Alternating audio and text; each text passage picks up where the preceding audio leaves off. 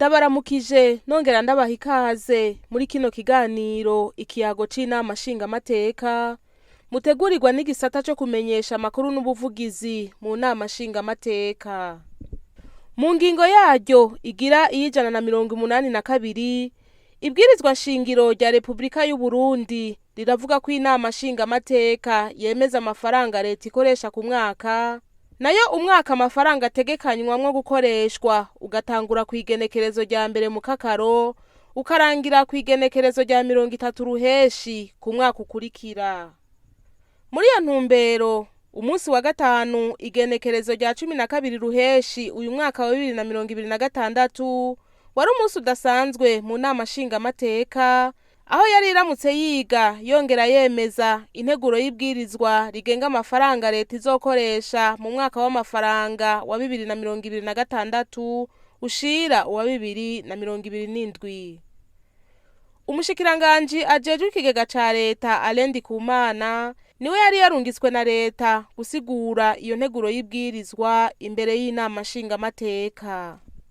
Mumva n'imvano yamenyesheje ko mu gihe hasigaye imyaka 14 ngo Burundi buzobe bwifashe n'imyaka 34 ngo buzobe buteye imbere, iyi nteguro y'ibwirizwa igishimikira cane ku migambi yashizwe imbere mu gushikira iyo mbona kazoza. Iyo nayo ni migambi ivyara umusaruro ku gihugu hamwe no kwegereza ubutegetsi abene gihugu mu kwitaho iterambere ryabo ku mitumba no mu makomine. Dusigaje imyaka 14 kugira tushike kuri cya gihugu cifashe n'imyaka 34.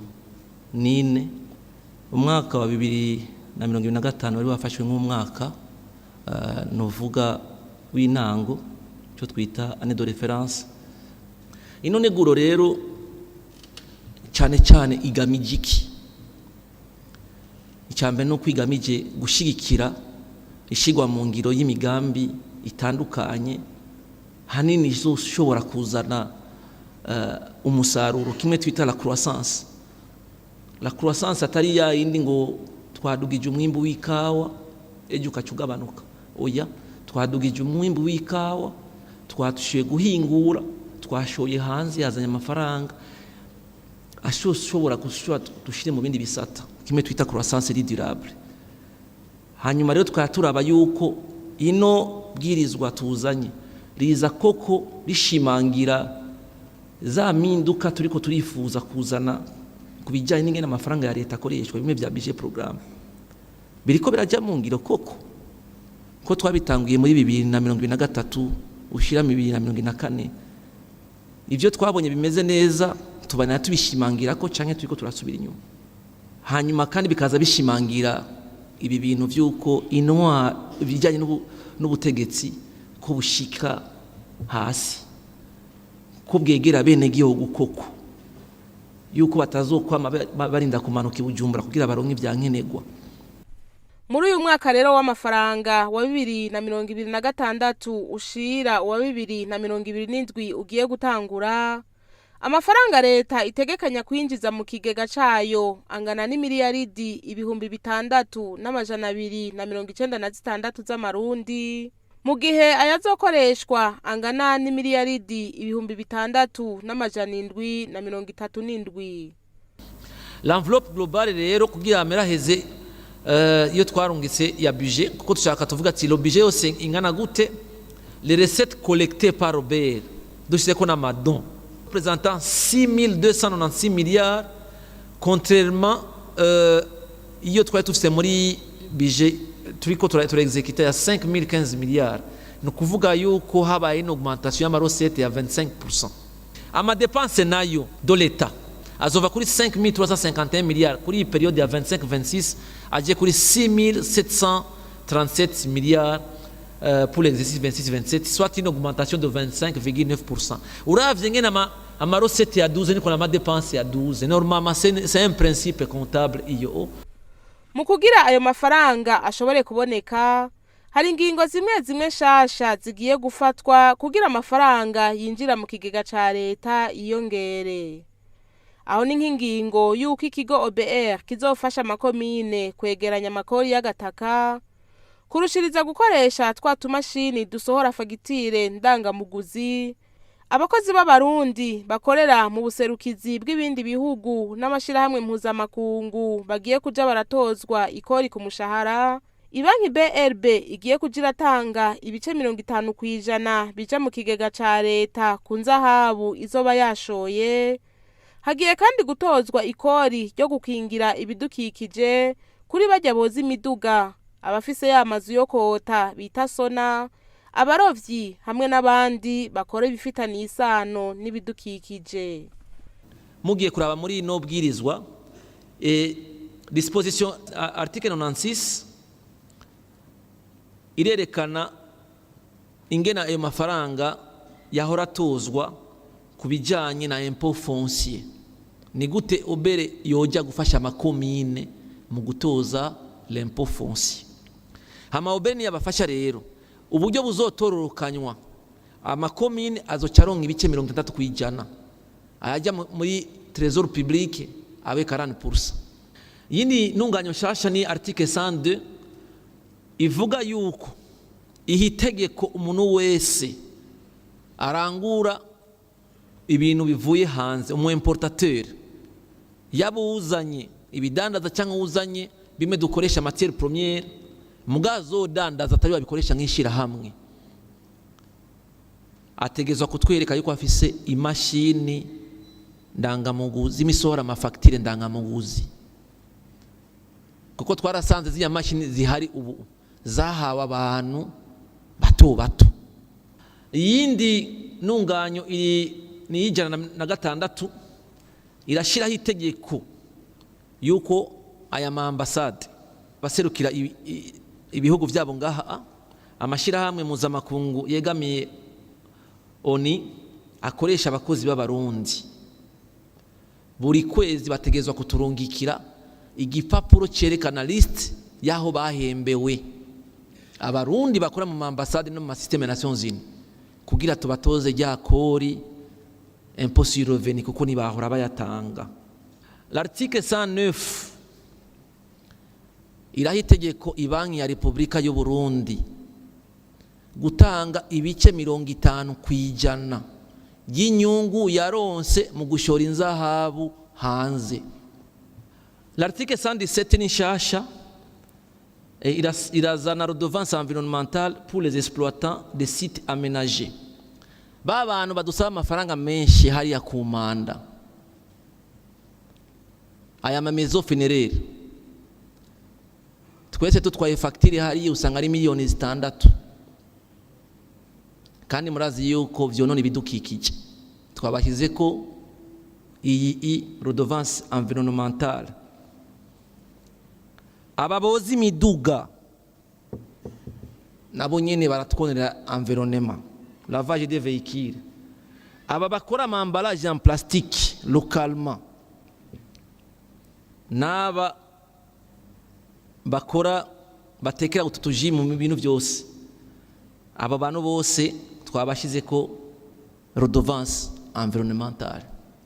Ivyo bizoduha imiliyaridi 12 nitwabikora neza.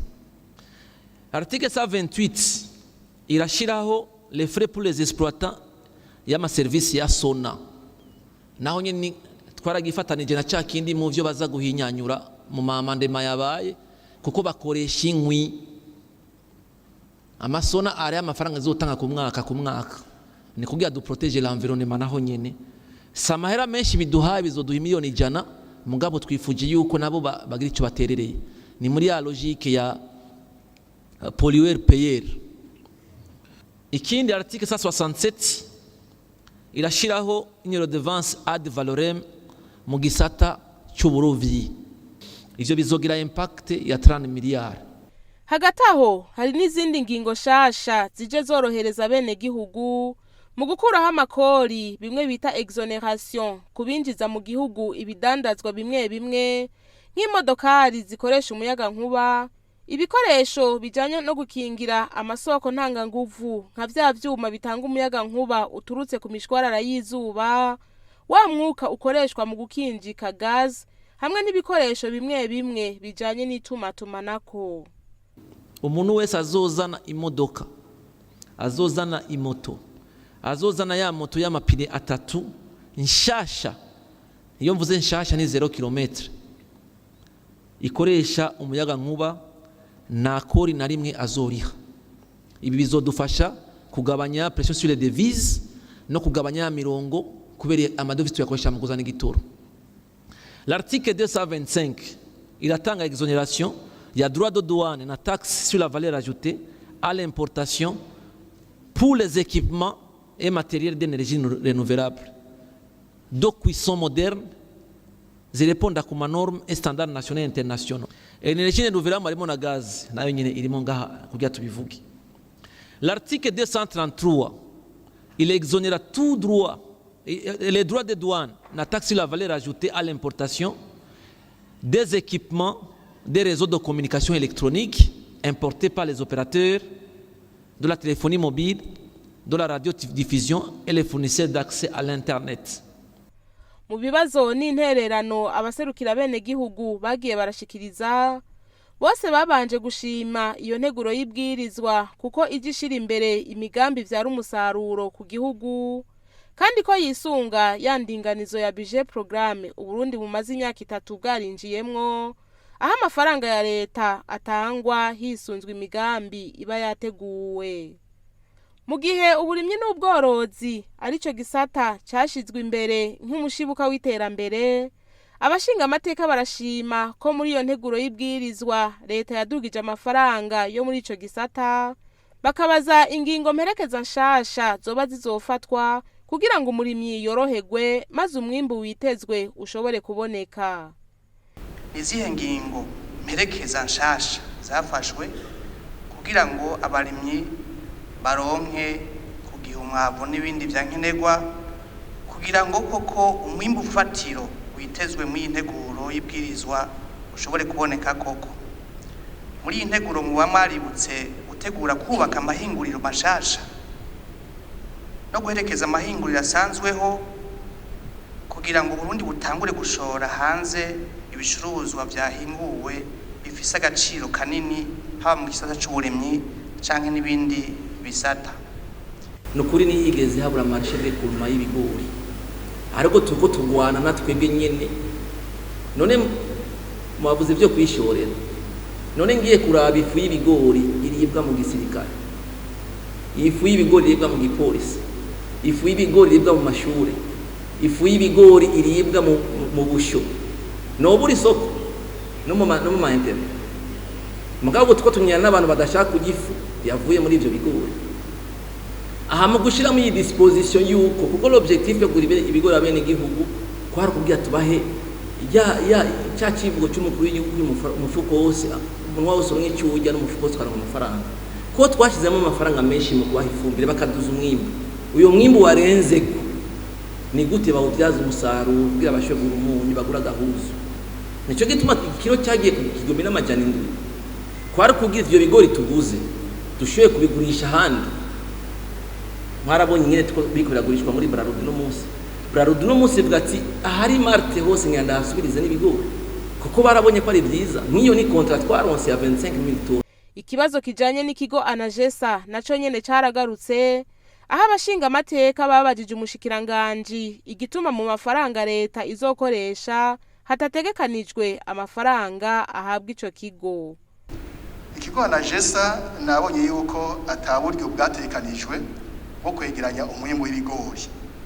Je maze bashaka nabishima mugabo nacigira amakenga mbonye atacetegekanijwe kugira ngo yama defituzi azotore inyishu nko kuronka amahanga aragezweho na ekipema no gusubiramo neza Anagesa kugira ngo izobikore neza.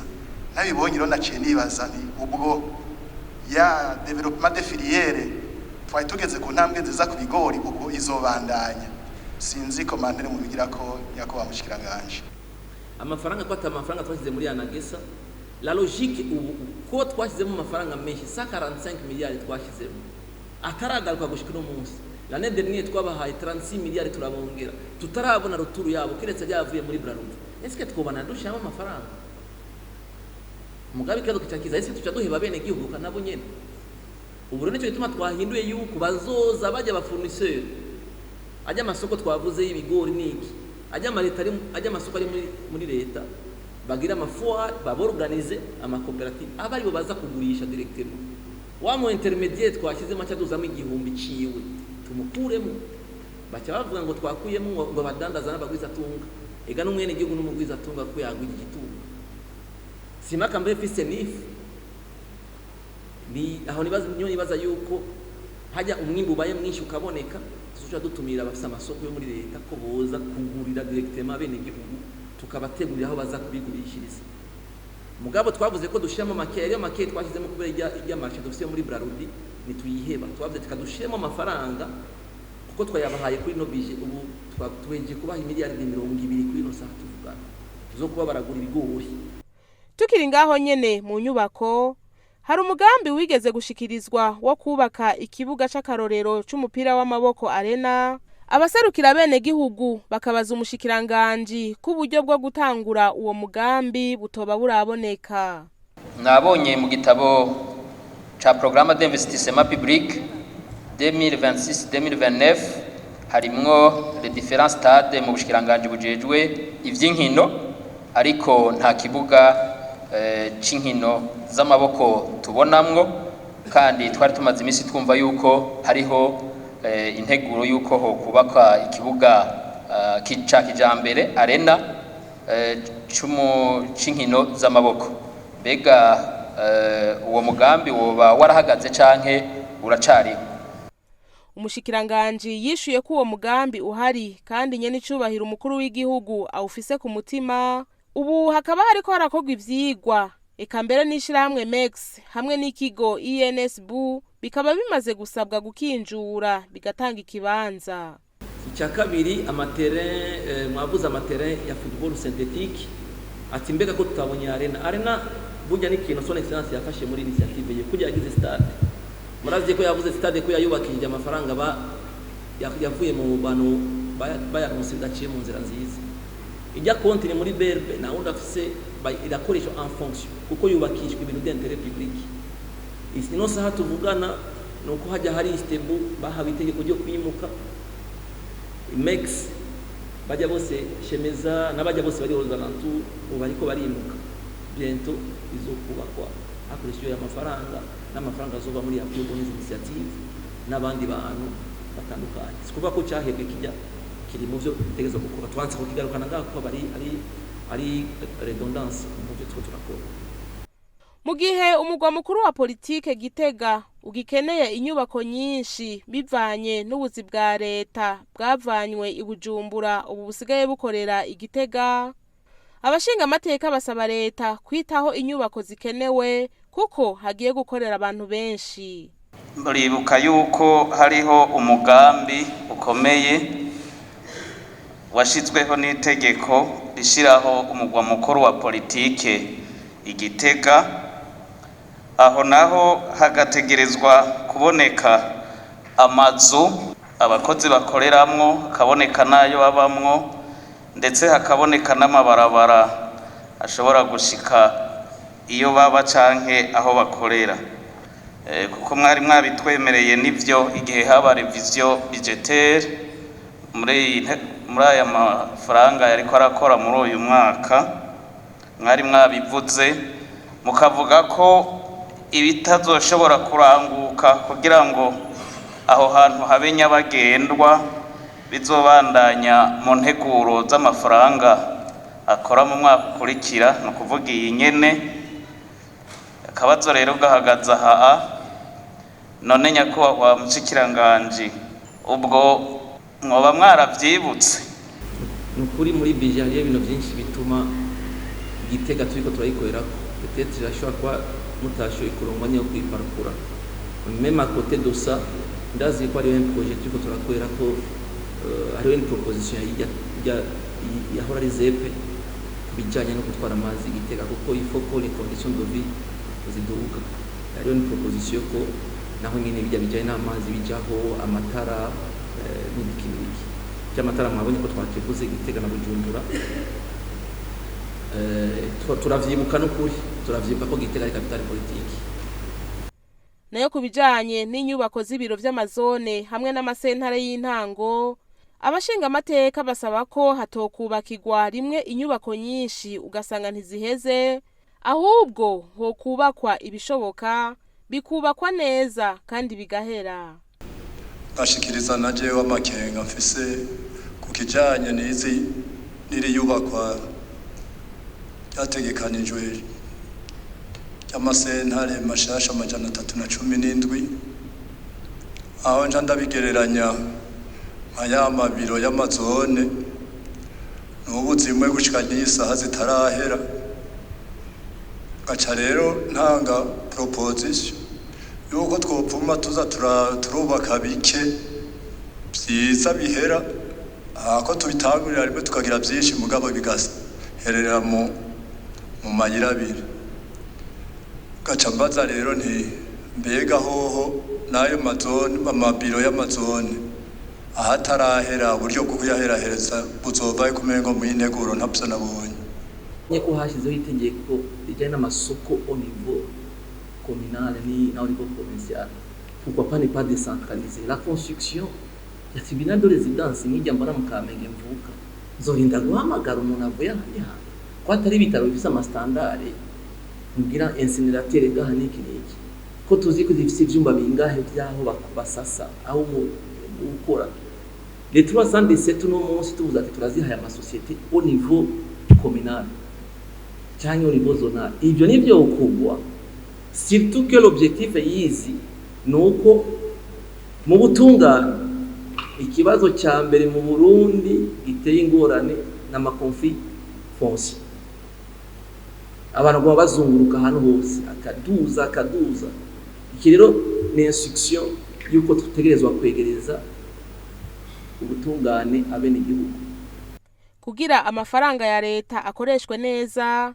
Nyeniteka umukuru w'inama nshinga amateka asaba ko hoja haraba ingingo mperekeza, kuko hari abantu usanga barimenyereye mu konona amafaranga y'igihugu. Kuri abo rero harakwiye ibihano biboneka. Muri mesure d'accompagnement entre autres nuko habamwe ibihano, kandi ibihano bishobora kuba ari realiste. Ikindi umuntu yovuga hariho akamenyero abantu bafise icyo bita kwimenyera. Abantu barafise kwimenyera ati ubwo burya nabikoze umwaka uheze ati n'ubu nzongera ndabikore. Abo rero biyumvira uko il faut vraiment sévir contre eux. Il faut sévir sérieusement contre eux. Nimba umuntu avuze ati récidive par exemple, hariho abantu bizarre la récidive. Umuntu agakora amakosa muri exercice budgétaire turiko turaye cyane iheze n'iyi turimwo, akaza yiyongera gukora amakosa. Turibaza ko hoba n'ibindi bihano birengeye gutanga amande, ariko n'umuntu akishura kuko harimo ingeso mbi dufise yuko utihanganira ibintu vya leta. Donc utiyumvira igihugu, udakunda igihugu, hari abantu birimo cyane. Bamaze kurica ijya nino muri iyo nama ya bose ku munsi wa gatanu igenekerezo rya 12 ruheshi, maze biriza ko baraza ko ijoro ryose bagiga baritosora bongera biga impinyanyuro z'umugwi w'amahujejwe ibibazo by'ubutunzi wari wagize kugibanze. Abashinga amateka bakaba baciye bemeza iyo nteguro y'ibwirizwa 100% ku munsi wa gatandatu igenekerezo rya 13 ruheshi. Ubaho abashinga amateka muri iteka dutoye intego y'ibwirizwa 100%.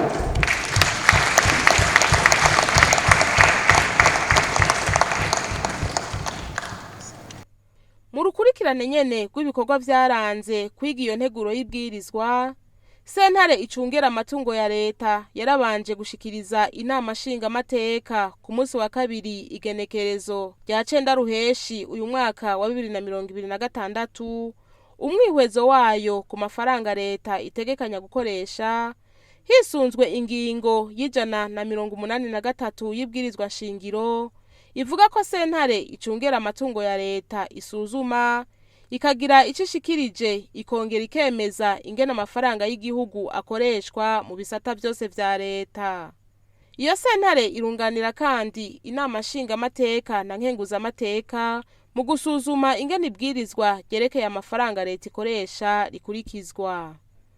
Kabura Leopold arongoye iyo sentare yarerekanye urugero amafaranga leta itegekanya gukoresha mu mwaka wa 2026 ushira wa 2027 azoduga ko ugereranije no muri uyu mwaka w'amafaranga ugomba urangire. Arerekana igihengeri kibonekeza, acamenyesha ko mu kukizibira leta izokwikora ku ngurane izorondera hagati mu gihugu no hanze. Nyeniteka umukuru w'inama nshingamateka nawe akaba yasabye ko kugira igihengeri kigabanuke hoshigwa imbere ibikorwa bikenewe cyane gusumba ibindi. Nk'uko bisanzwe bigenda, iyo nteguro y'ibwirizwa imaze kwemezwa n'inama nshingamateka, ikijanwa mu nama nkenguzamateka nayo nyene ikayemeza, maze nyene icubahiro umukuru w'igihugu agaheza akayitera ku mukono imbere y'igenekerezo rya mbere mu kakaro. Mu guheraheza kino kiganiro, reka tugaruke ku bikorwa vyaranguwe n'abubahwa abashingamateka muri ya ntumbero yo gutsimbataza imigenderanire myiza n'izindi nama nshingamateka, diplomatie parlementaire mu rurimi rw'igifaransa. Mu nama ya bose yo ku munsi wa kane w'igenekerezo rya 11 ruheshi uyu mwaka wa 2026, icegera ca mbere n'icegera ca kabiri c'umukuru w'inama nshingamateka barashikirije ivyegeranyo bijanye n'ingendo z'akazi bakoze mu bihugu vya Senegal na Tanzania.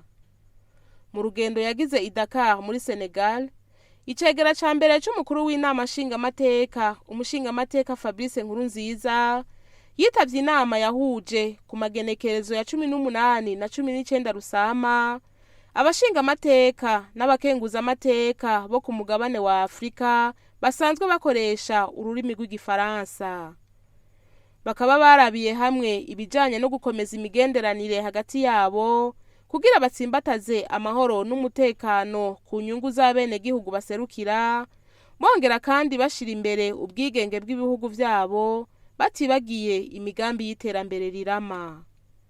Mu cegeranyo kigira kabiri cashikirijwe n'icegera ca kabiri c'umukuru w'inama nshingamateka umushingamateka Busesi Nkezimana yamenyesheje ko urugendo rw'akazi rwamushikanye iyo Arusha muri Tanzania kuva ku igenekerezo rya 27 Ndamukiza gushika ku rya mbere Rusama, rwari rufise intumbero yo kwitaba inama yo kurimbura uko inkino zihuza abashingamateka n'abakenguzamateka bo mu muryango wa Afrika y'ubuseruko zari zabereye i Kampala mu gihugu c'Ubugande muri Kigarama 2025 zagenze, hamwe no gutegura izizokurikira.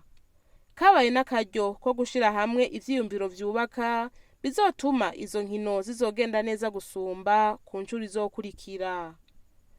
Aha akaba ari naho dusozereye kino kiganiro. Turabashimiye mwebwe mwese mwagikurikiye, naho ubutaha.